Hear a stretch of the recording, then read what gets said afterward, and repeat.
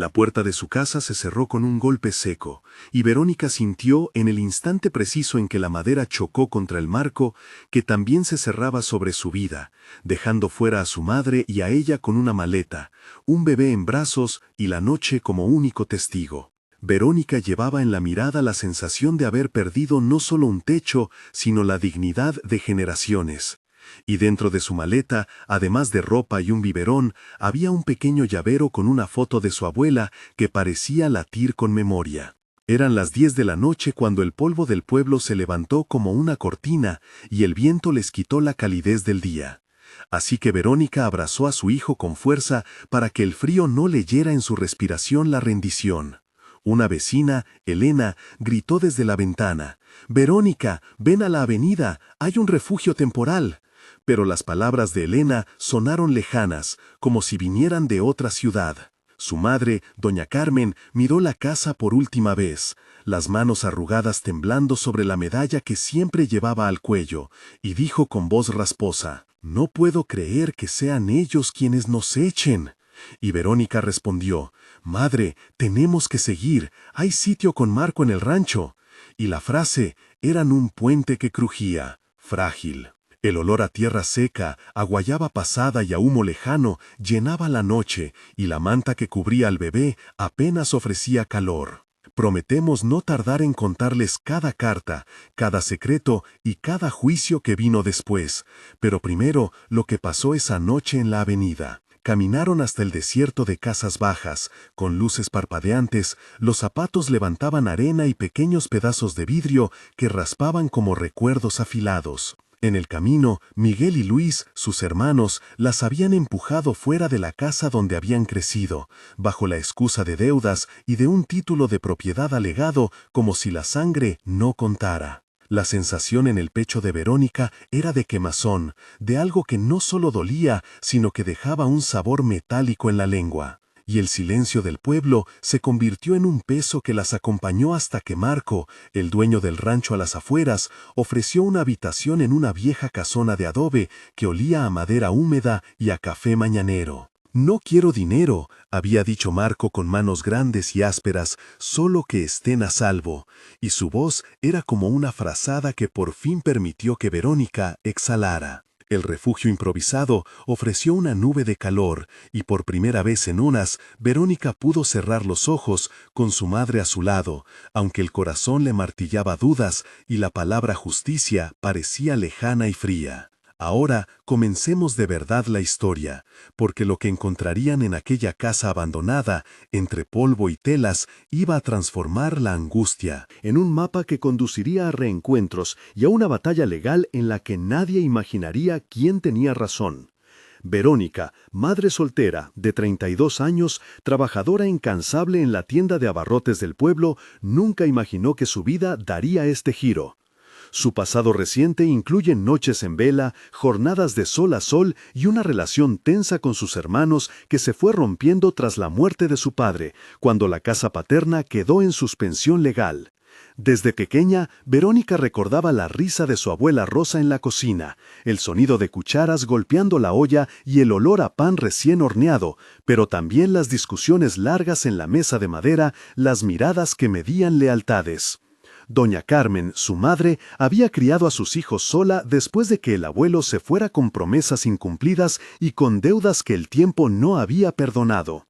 Miguel, el mayor, siempre tuvo una voz alta y una forma de ordenar que amedrentaba a la familia. Luis, el mediano, más reservado, trabajaba como conductor de camiones y se había dejado convencer por Miguel en decisiones que ahora parecían sordas y crueles. En la primera madrugada en el rancho, mientras Verónica mecía al bebé y la luna miraba como un ojo distante, Elena trajo una caja pequeña que había encontrado en una esquina de la casa que les habían dejado para dormir. La caja estaba cubierta de polvo, con pequeñas manchas que olían a tiempo, y en su interior había cartas atadas con una cinta descolorida y un diario de tapas gastadas. «Esto no es cualquier cosa», dijo Elena susurrando. «Mira esa letra, parece de la abuela». Y Verónica sintió una mezcla de esperanza y temor, como si al abrir aquellas páginas abriera al mismo tiempo una herida que necesitaba atención. El diario comenzó con fechas de años atrás, con detalles que hablaban de un título de propiedad extraño, de un préstamo a nombre del abuelo que nunca apareció en los registros y de visitas nocturnas de un hombre del pueblo que dejaba sobres y preguntas sin resolver. Verónica leyó en voz alta fragmentos, y cada frase era una cuerda que la unía más a un pasado donde la familia había guardado silencio. Aquí está escrito que la casa fue comprada con dinero que nadie recuerda, decía una carta que la abuela Rosa había escrito a mano. Si alguien la reclama sin cara de sangre, no es por justicia. La lectura de aquel diario cambió la noche.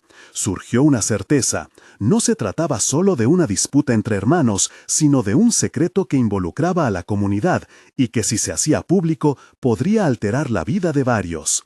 A la mañana siguiente, la gente del rancho comenzó a hablar bajo voces bajas. Marco y Ana, su esposa, prepararon café y tortillas, y mientras compartían el alimento, Verónica detalló cada línea. «No podemos quedarnos calladas», dijo Ana, «si hay un título amañado, si hay cartas. Debemos presentarlas en la oficina del condado». Y allí empezó a alinearse un plan que uniría a vecinos como Manuel, un joven abogado que trabajaba en la ciudad cercana, con el sheriff Diego, que a su modo mostró empatía y la promesa de vigilar. Al inicio, la reacción de los hermanos fue de desdén. Miguel negó que hubiese hecho algo mal, y Luis intentó mediar con palabras medidas. «Verónica, hagamos las cosas civilizadamente, no necesitamos abrir viejas heridas», dijo Luis. Y Verónica lo miró con los ojos húmedos y respondió: «Las heridas ya están abiertas, Luis. Lo que queremos es que se haga justicia para nuestra madre». Y la conversación subió de tono, hasta que Miguel soltó: «Si crees que puedes venir a reclamar, busca papeles, pero la casa tiene dueño ahora». Y el aire se espesó como si la palabra dueño fuera una losa. En ese punto, la promesa de la historia se volvió una investigación tangible. Manuel se comprometió a revisar los archivos de la oficina del registro de la propiedad y a solicitar copias certificadas de cualquier documento. Verónica recordó brevemente la vida de su abuela, con 3 párrafos que explicaban cómo Rosa había llegado de joven al pueblo, cómo había batallado para sostener la casa y cómo, en sus últimos años, había escondido cartas y recibos en un hueco detrás de una tabla del piso que ahora, con el diario, cobraba sentido. El backstory de Doña Carmen, que se extendió en varios recuerdos, mostró a una mujer que había sacrificado su trabajo de costurera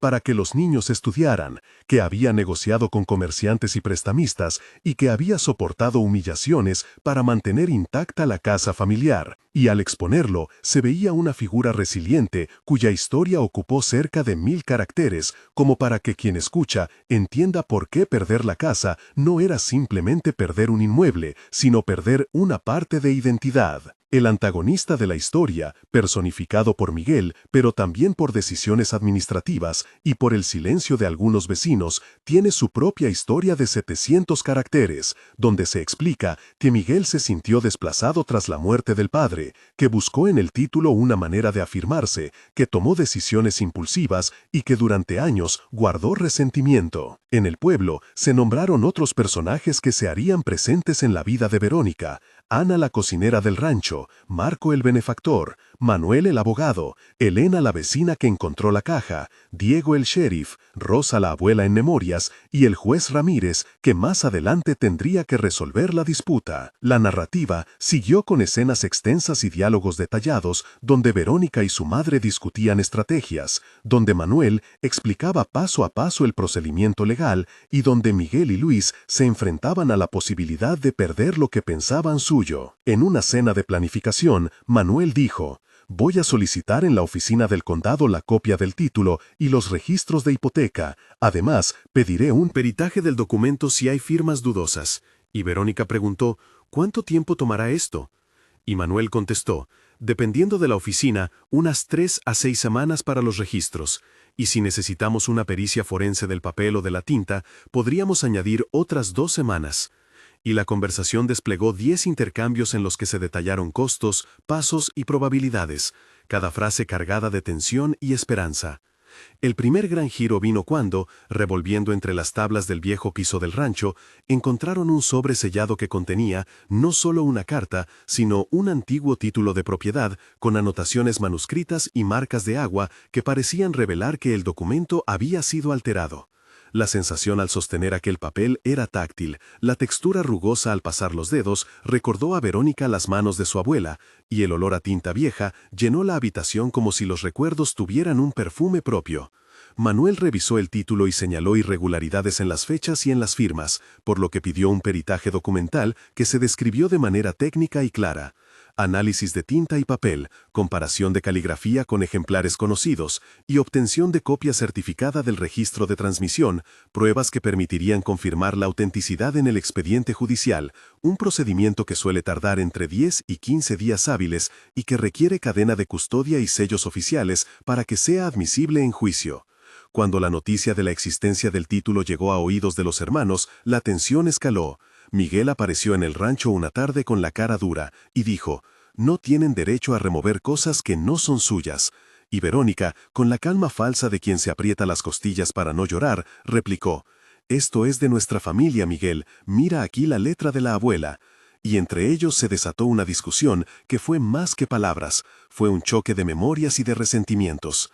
En la escena del enfrentamiento hubo al menos 8 intercambios verbales intensos donde la palabra familia sonó muchas veces, con acusaciones de traición y de abandono. En una de las noches, la comunidad se reunió en la iglesia local, el padre Alberto ofreció palabras de calma y solidaridad, y vecinos como Carmen la panadera, José el herrero y Lidia la maestra ofrecieron testimonios sobre la presencia histórica de la familia en el pueblo. Las pequeñas acciones de solidaridad empezaron a tomar forma. Marco ofreció comidas diarias, Ana enseñó a doña Carmen a coser de nuevo para que pudiera ganar algo de dinero, y la comunidad comenzó a recabar firmas de apoyo.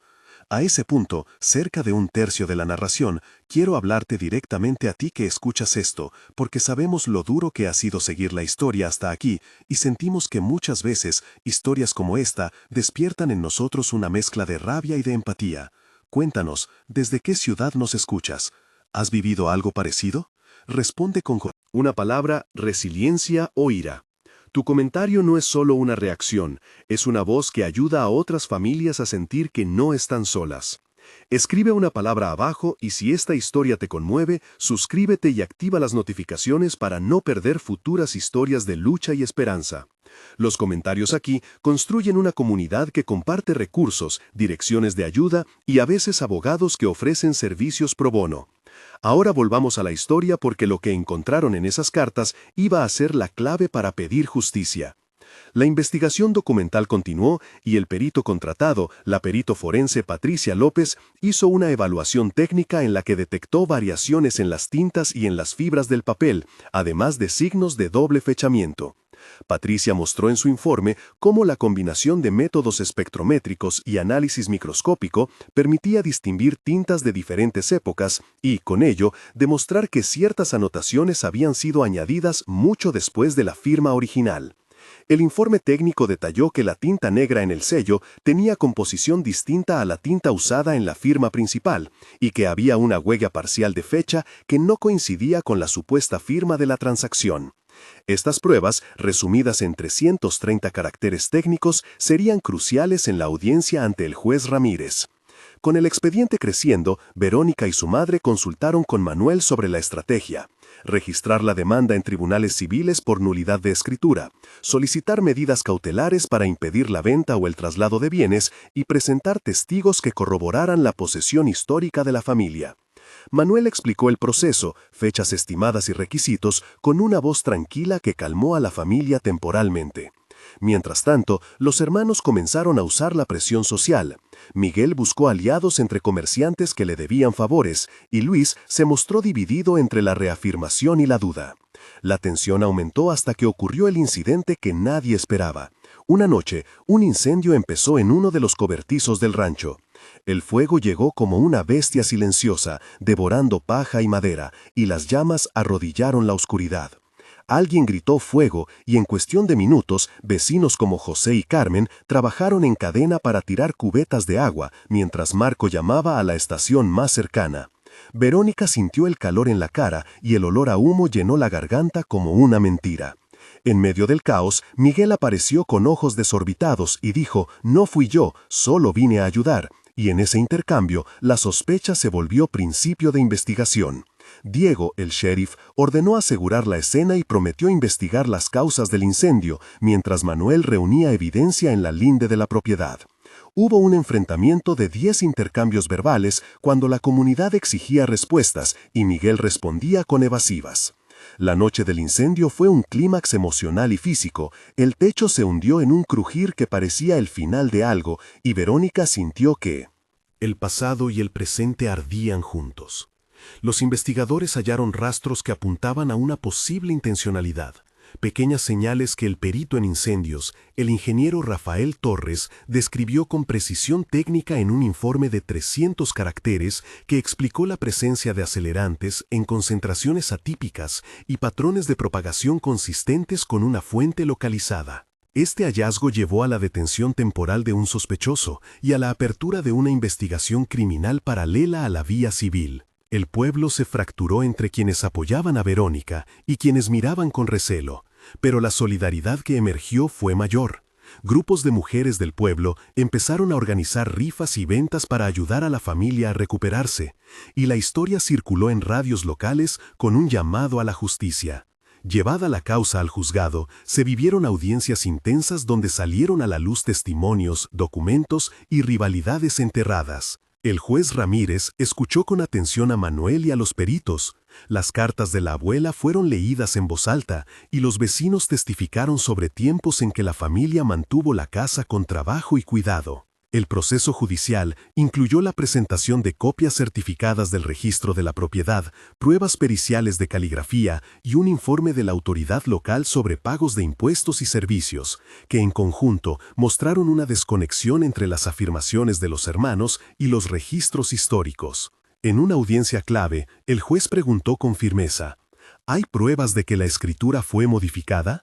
A lo que Patricia, la perito forense, respondió con detalle y claridad, señalando fechas y análisis técnicos. El caso adquirió matices de novela judicial, con argumentos cruzados y momentos de silencio que se podían sentir físicamente en la sala. En el clímax legal, cuando todo parecía pender de un hilo, emergió una carta que Rosa había escrito años atrás y que demostraba la intención de mantener la casa en la familia. La carta fue un golpe emotivo en la sala. Sus palabras habían sido preservadas con tinta y afecto, y allí Rosa reclamaba que la casa quedara como refugio familiar. Ese testimonio documental hizo que el juez ordenara una medida cautelar a favor de Verónica mientras se resolvía la disputa principal. La resolución temporal permitió que la familia recuperara el acceso a la casa para hacer inventario y resguardar lo que quedaba, aunque la estructura mostró cicatrices del incendio y del abandono. La reconstrucción empezó con manos amigas. Marco organizó una jornada de reparación, José el herrero reforzó puertas, Carmen la panadera donó panes para los trabajadores, Ana tejió mantas y Lidia llevó plantas para el patio. En la etapa de sobrevivencia, Verónica trabajó en pequeñas mejoras, vendió algunas pertenencias con ayuda de la comunidad y empezó a vender pan hecho en casa para reunir fondos, mientras Manuel continuaba con el proceso legal y Diego velaba por la seguridad. La relación con los hermanos se mantuvo tensa y en algunos encuentros hubo diálogos de reconciliación que no prosperaron, aunque en un momento Luis reconoció errores y pidió perdón a doña Carmen, diciendo: «Madre, me equivoqué, la ambición me nubló». Y doña Carmen, con lágrimas, respondió: «El perdón es la vida, hijo, pero la justicia pone las cosas en su lugar», en un intercambio breve que fue más sobre reencuentro que sobre solución. Los momentos de tensión fueron varios, pero 2 de ellos se destacaron por su intensidad emocional. El primero, cuando el incendio se propagó y la comunidad temió lo peor. Un párrafo centrado en el conflicto interno de Verónica describió su miedo, su memoria de la abuela y la decisión de no rendirse. El segundo, cuando en la sala del tribunal, con testimonios cruzados y pruebas periciales, Verónica tuvo que declarar frente a sus propios hermanos y enfrentar la posibilidad de perderlo todo. Cada uno de esos pasajes ocupó alrededor de 550 caracteres divididos en 2 o 3 pensamientos, mostrando el conflicto interno, los recuerdos que afloran y la elección que define el futuro. Con el tiempo, la rueda de la justicia empezó a moverse con lentitud pero con firmeza. El juez, tras analizar las pruebas periciales de tinta y documento, ordenó en una sentencia preliminar la nulidad parcial de la escritura adulterada y estableció que se debía realizar una auditoría de todos los movimientos de bienes desde el fallecimiento del padre. La sentencia implicó la devolución del uso de la casa a Verónica y doña Carmen y el inicio de un proceso de reparación de los daños. La alegría fue contenida, no absoluta, porque el proceso continuaba y la reconstrucción física de la casa requería recursos. El epílogo de la historia se desarrolla en 3 momentos y recoge la reconstrucción material y emocional que siguió.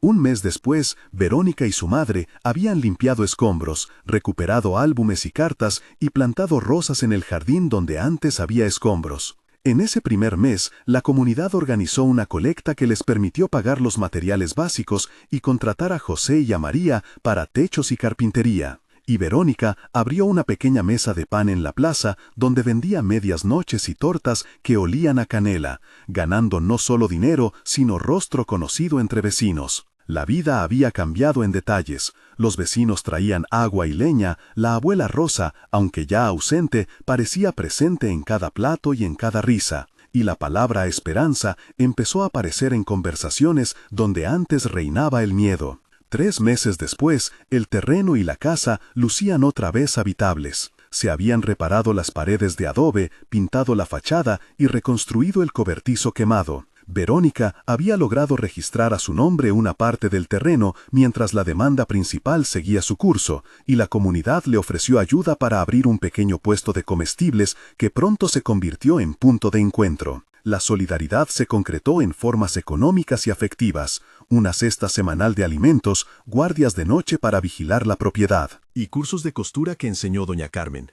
En ese momento, la familia sentía que la justicia no era solo la del juez, sino la de la gente que había puesto su mano a la obra. Se notaba la reconstrucción en la risa de los niños, en la limpieza de las ventanas y en las primeras plantas de un huerto que prometía alimentos y tranquilidad. 6 meses después, la historia había dado pasos decisivos hacia la reparación. El juez emitió una sentencia definitiva que reconocía la nulidad de las anotaciones fraudulentas y ordenó la restitución de la propiedad a favor de la herencia familiar, con la condición de un acuerdo entre las partes para pagos compensatorios si correspondía. Verónica y doña Carmen formalizaron la titularidad, inscribieron el título limpio a nombre de la familia y comenzaron un proyecto comunitario que consistía en ofrecer el antiguo rancho como refugio temporal para familias que enfrentaran vulnerabilidad.